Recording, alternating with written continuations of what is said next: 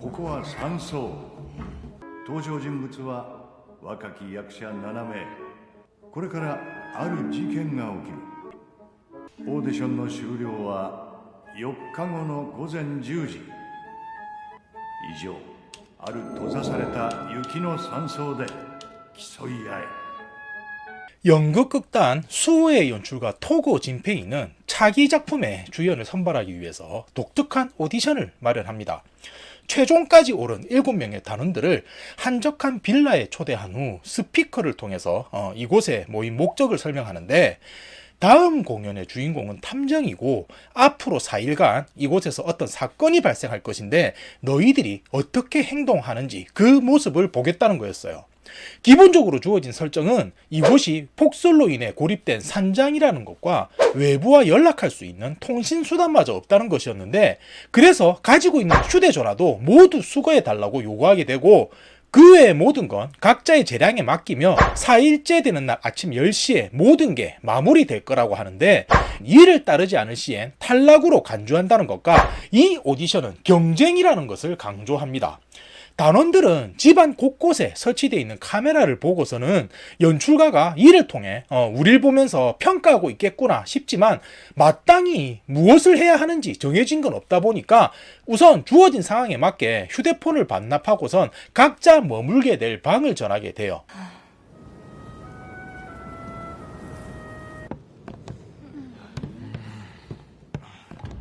그렇게 해서 이제 어떤 인물들이 이곳에 모였는지 설명해야 할 것 같은데, 기본적으로 수호라는 연극 극단에서 주최한 오디션이다 보니 그곳에 속한 단원들이 많이 등장을 해요.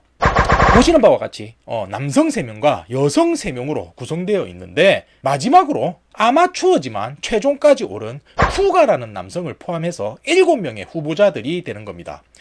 근데 먼저 제가 설명을 드릴게, 쿠가가 바로 이 이야기의 주인공이자 이제 탐정 역할을 한다고 생각하시면 돼요. 사실 제가 쿠가도 용의선상에 놓고 이야기를 좀 설명드리고 싶었는데 제약이 좀 있다 보니까 그냥 쿠가가 탐정이다 라고 놓고 이야기를 해야 할 듯 합니다.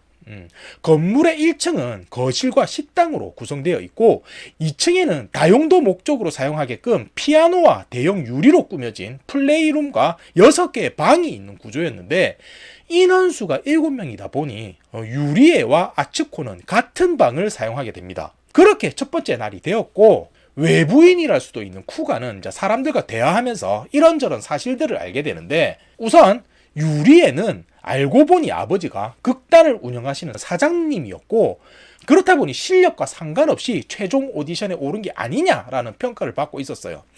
아니나 다를까 아츠코 같은 경우는 평소 그런 유리에를 좀 시기하는 듯한 모습을 보여주었고, 유리에랑 이제 같이 방을 쓰면서도 이제 서로 대화도 하지 않습니다. 그냥 서로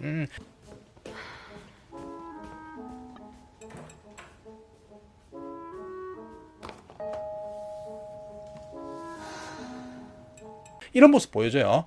또한 다카코는 아츠코와 친한 듯 하면서도 너야말로 배역을 따내기 위해 연출가와 잠자리를 가지잖아 라면서 다투는 모습을 보여줍니다.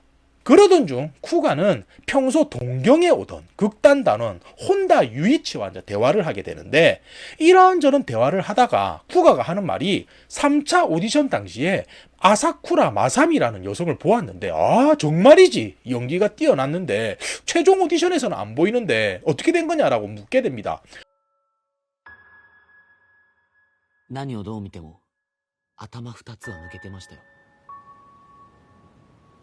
求心力が圧倒的で、東郷先生が決めたことだ。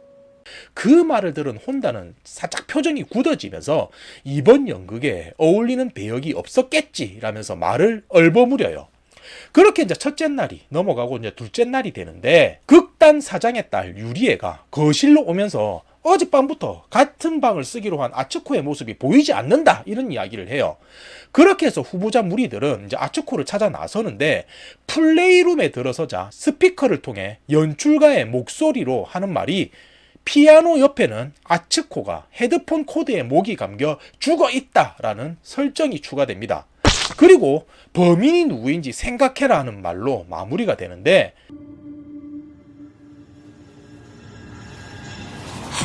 그 말을 들은 쿄스케가 아츠코가 연출가의 협력자였던 게 아닐까라면서 의견을 제시해요.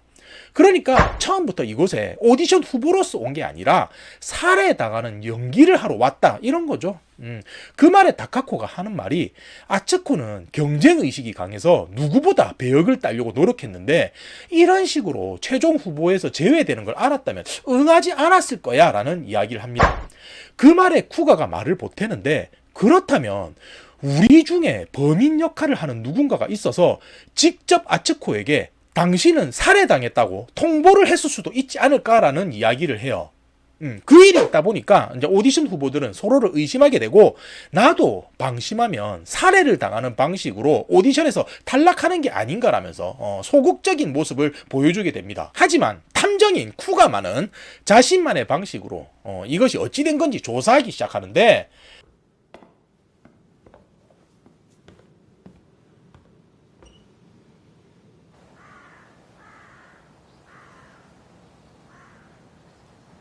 이도.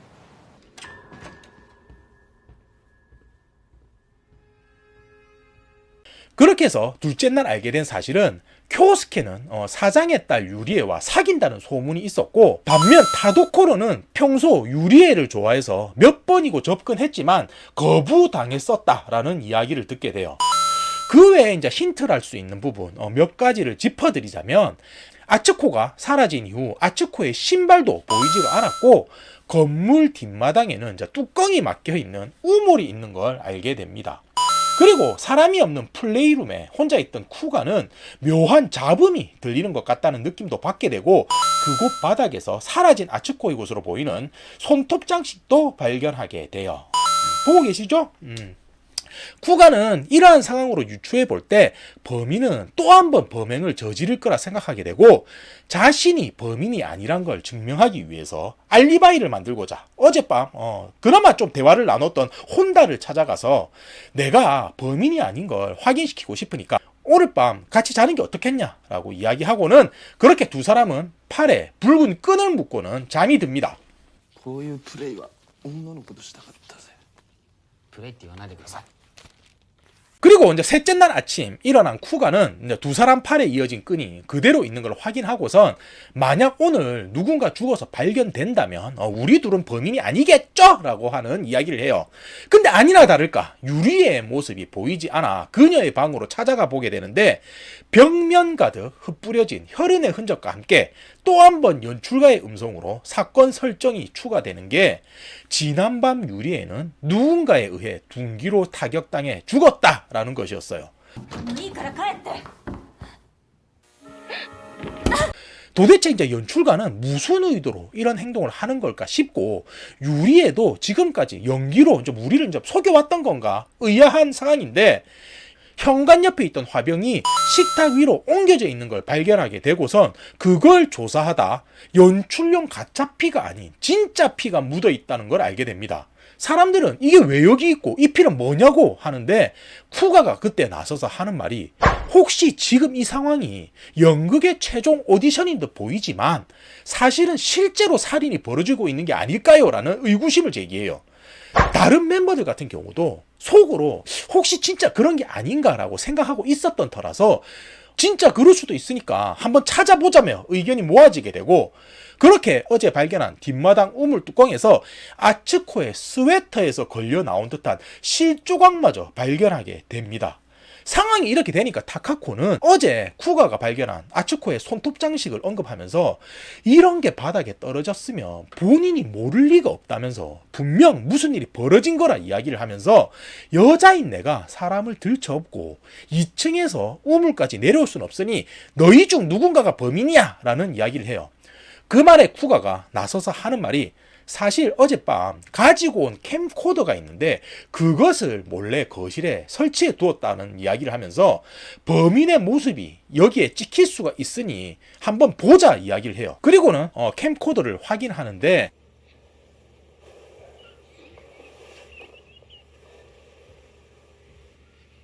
워낙에 어둡다 보니 누군지 확인할 수는 없는 상황이었지만 후드를 뒤집어 쓴 누군가가 축 처진 유리애를 끌며 거실을 지나치는 모습이 찍혀 있었습니다. 타도코로는 그 모습을 보고선 진짜 이곳에서 살인이 벌어진 게 아니냐며 막 흥분을 하게 되는데, 혼다는 이 또한 모든 게 연출가의 의도일 수 있지 않냐면서 내일 10시가 되면 모든 게 끝날 테니 그때까지만 참아보자고 말을 해요. 근데 쿄스케는 아니, 나는 이 연극에서 내려가겠어 라고, 나 포기하고 떠날래 라는 이야기를 하는데, 그 말을 들은 타도코로가 그래, 오늘 밤 죽는 건 아마도 너일 테니까 도망치는 게 이해해 라는 의미심장한 이야기를 해요. 그러면서 과거의 사연이 살짝 언급이 되는데, 일전에 쿠가가 언급했던 마삼이라는 단원 있었잖아요. 연기를 참 잘했다는 그 여성이 3차 오디션에서 탈락을 하고는 고향집으로 내려가 버리고 말았는데, 보시는 것 같은 3명이 마사미를 이제 설득하고자 찾아가게 됩니다. 근데 결국 설득하지 못하고 돌아오게 되고, 그날 마사미가 갑작스런 교통사고를 당했다라는 이야기를 듣게 돼요.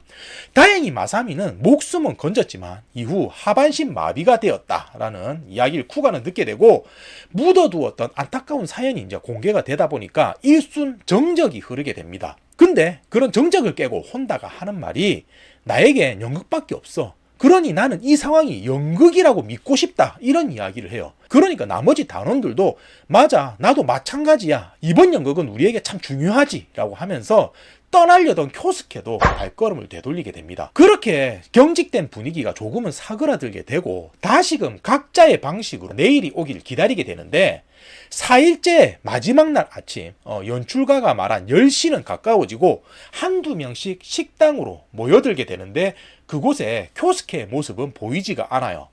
나머지 멤버들은 말없이 서로를 바라보다 10시가 되어서 또 한 번 스피커를 통해 음성이 흘러나오는 걸 듣게 되는데, 그것은 쿄스케가 거실에서 누군가에게 교살당해 발견되었다라는 설정이었어요. 그리고는 이어지는 말이 이것으로 최종 오디션은 종료가 되었다라는 것인데, 자, 일단은 이야기가 끝이 났어요. 이후에 어떻게 된 상황인지 설명이 나오는데, 죽은 세 사람은 이렇게 되는 거고, 마사미와 과연 관련이 있는 건지 아직은 모르는 거죠.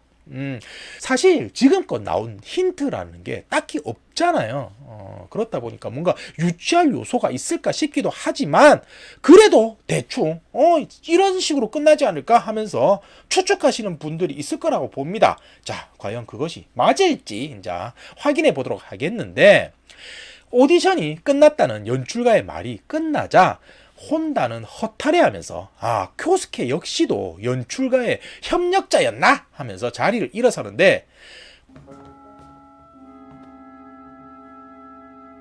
なんだよ 쿠가가 일어서는 혼다 앞을 가로막으면서 당신이 범인이지 라는 이야기를 해요. 그리고는 어젯밤 쿠가는 타카코, 타도코로 이 3명과 한 방에서 함께 밤을 지낸 영상을 틀어 보여주는데,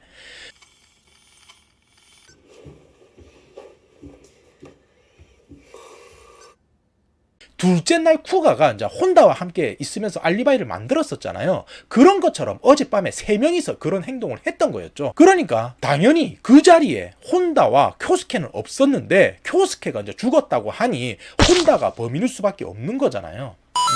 근데 여기서 잠깐 뭐야, 내가 봤던 거랑 다른데? 라고 하시는 분 있을 수도 있어요. 소설을 말씀드리는 건데 이게 좀 각색된 요소가 있습니다. 아무튼 그러면서 과거 마사미가 어떻게 사고가 난 건지 나오는데, 역시 이번 일은 이제 연관이 있었던 거예요. 일전에 언급했던 3명이 다시 돌아와라, 너 연기 잘하잖아 하면서 설득을 했는데, 마사미는 이미 이제 좀 마음이 굳게 닫혀 있었고, 그렇다 보니까 좀 심한 소리를 합니다. 유리에 너는 실력이 나보다 못함에도 아버지가 사장이라서 붙은 거고, 아츠코 너는 배역을 따내려고 연출가와 잠을 자잖아 라는 이런 소리를 하니까, 그 말에 욱한 아츠코가 막 이제 마사미와 막 몸싸움을 벌이게 됐던 거였어요. 그러다가 이제 싸움을 말리던 쿄스케마저도 이제 뜨거운 찻잔을 뒤엎어서 이제 화상을 입게 되는데, おいやめろってあつこあつこ 그렇게 이제 세 사람은 결국 이제 마사미를 설득시키길 포기하고 돌아서게 되는데, 아츠코는 도저히 이제 화를 참지 못하겠다면서 이제 마사미에게 다시 전화를 겁니다. 그리고는 거짓말로 마사미에게 네가 화상을 입힌 눈 때문에 교스케가 운전과실로 사고가 났어 라는 말을 해요. 아츠코는 단순한 장난으로 한 거짓말이었지만 마사미는 평소에 쿄스케를 좋아하고 있었고, 그 말을 듣자 순간 몸이 얼어붙고 말아요. 근데 그때 달려오던 차에 치이는 사고가 났던 겁니다. 嘘。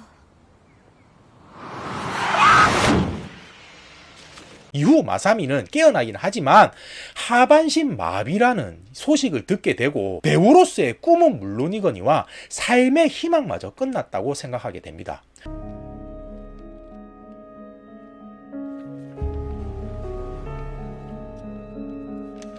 그러면서 자신을 이렇게 만든 세 사람에 대한 복수를 생각하게 되는데, 그것을 이제 혼다가 알게 된 거였어요.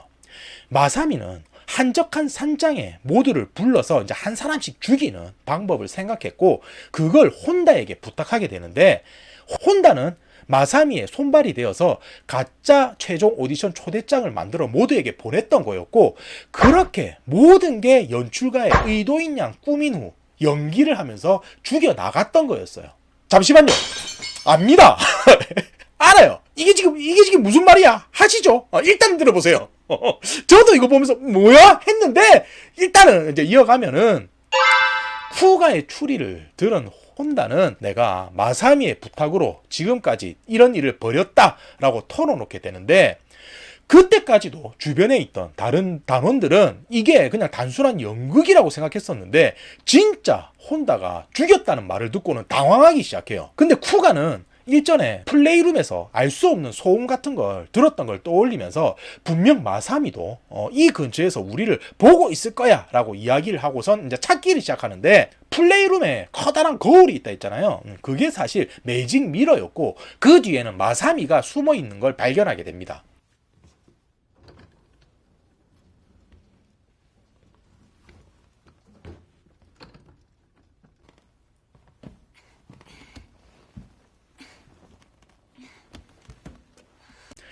쿠가는 마사미를 보고서는 도망칠 수 없는 상황에 경찰에 신고하지도 않고 세 사람을 죽이기 위해선 이 방법밖에 없었을 거라 이야기를 하는데, 여기서 또 한 번 반전인 상황이 나와요. 모두들 생각하셨을 거라 보는데, 둘째 날에 쿠가랑 혼다가 같이 있었잖아요.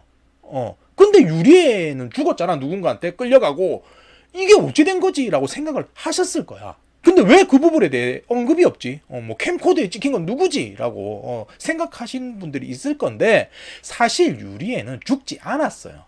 아니, 유리에뿐만 아니라 세 사람 중 누구도 죽은 사람은 없습니다. 初子。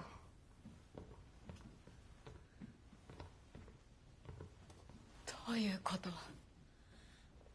매직미러 뒤에서 마사미의 모습이 공개가 되자 지금껏 죽은 줄 알았던 세 사람이 플레이룸으로 살아서 돌아와요. 마사미는 그 세 명을 보고서는 아니 어떻게 살아있지라면서 놀라는데, 혼다가 하는 말이 마사미가 계획을 짜고선 세 명을 죽여달라 부탁하긴 했지만 실제로 그렇게 행동할 수는 없었어 라는 이야기를 해요.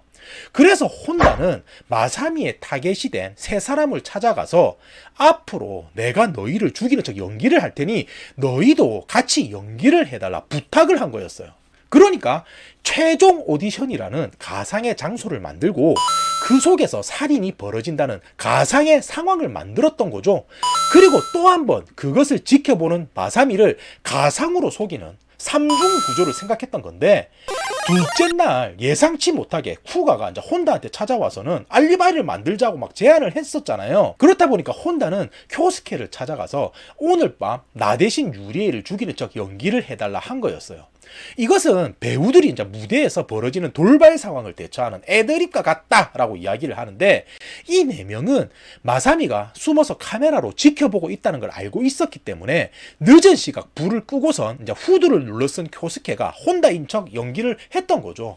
그리고 다음날 쿄스케는 아무것도 몰랐다는 듯이 다음은 내 차례일 수도 있으니 난 이 연극에서 내려가겠어 라고 겁먹은 모습을 보여줬던 거고, 혼다는 이제 우리에게 연극이 얼마나 중요하냐면서 떠나는 쿄스케를 말리고 했던 건데, 이 또한 모든 게 마사미를 속이기 위한 행동이었던 거죠. 혼다는 쿠가에게 이게 거짓인지 언제부터 알았냐라고 묻게 되는데, 쿠가는 내가 동경하는 혼다 씨라면 이런 일생일대의 연기를 충분히 할 수 있을 거라고 생각했다라고 말을 합니다. 마사미는 이제 지금껏 벌어진 일이 혼다가 꾸민 연극이었다는 사실을 알게 되고 좌절하게 되는데, 극단 단원들이 이제 진심으로 마사미에게 사과하면서 삶을 포기하지 말아달라면서 부탁을 하게 되고, 마사미는 이제 나는 무대 위에서 특별한 역할밖에 못할 텐데 그럴 수 있을까? 라면서 훈훈하게 이야기는 마무리가 돼요.